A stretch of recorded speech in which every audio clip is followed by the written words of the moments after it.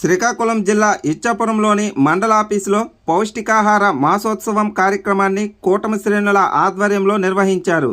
ఈ కార్యక్రమంలో స్థానిక ఎమ్మెల్యే బెందాలం అశోక్ బాబు, జనసేన నియోజకవర్గ ఇన్ఛార్జ్ దాసరి రాజు పాల్గొన్నారు. అనంతరం బాలింతలు, గర్భిణీలకు పౌష్టికాహారం అందజేసి తల్లిపాల ప్రాముఖ్యతను గర్భిణీలు, బాలింతలకు ఎమ్మెల్యే అశోక్ బాబు, దాసరి రాజు వివరించారు. తల్లిపాలతోనే చిన్నారులు ఆరోగ్యంగా ఉంటారని ఎమ్మెల్యే అశోక్, దాసరి రాజు అన్నారు.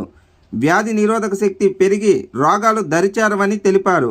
పౌష్టికాహారం అందించడంలో రాష్ట్ర ప్రభుత్వం ముందుంటుందని తెలిపారు. అనంతరం వివిధ పిండి వంటకాల స్టాల్స్ను పరిశీలించారు.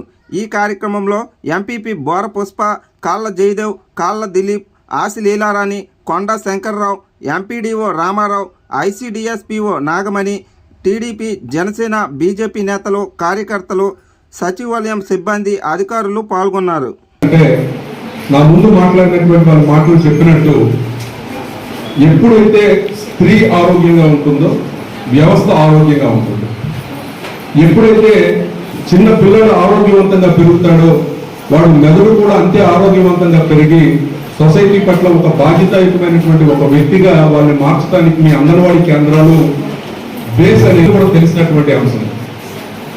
నిజంగా నేను చాలా సందర్భాల్లో చెప్పినట్టు ఇక్కడ ఉన్నటువంటి అంగన్వాడీ కేంద్రాలు చాలా సంతోషంగా ఉంటుంది మీ కార్యక్రమాల్లో మేము ఎప్పుడైనా పార్టిసిపేట్ చేసినప్పుడు. ఎందుకంటే మనందరికీ తెలుసు, మంచి ఆహారంతో కూడుకున్నటువంటి మంచి న్యూట్రిషియస్గా ఉన్నటువంటి ఫుడ్ అందించగలిగినప్పుడు శారీరకంగా, మానసికంగా కూడా పిల్లలు బాగుంటారు అనేదే ఈ కార్యక్రమం తాలూకు ముఖ్యమైనటువంటి ఉద్దేశం.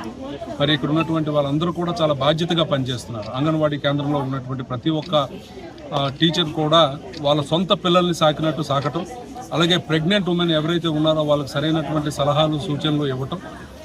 అట్ ది సేమ్ టైం ఈరోజు బాల్య వివాహాల నిర్మూలన కానీ, వాళ్ళకి సంబంధించినటువంటి ప్రత్యేకమైనటువంటి హక్కులు ఏవైతే ఉన్నాయో ఆ విషయంలో కూడా వాళ్ళకి ట్రైనింగ్ ఇస్తూనే మరి ఈ గర్భిణీ స్త్రీలకి ట్రైనింగ్ ఇవ్వటం, అలాగే సొసైటీ పట్ల ఒక బాధ్యతతో పనిచేస్తున్నారు అంగన్వాడీ కార్యకర్తలందరూ కూడా.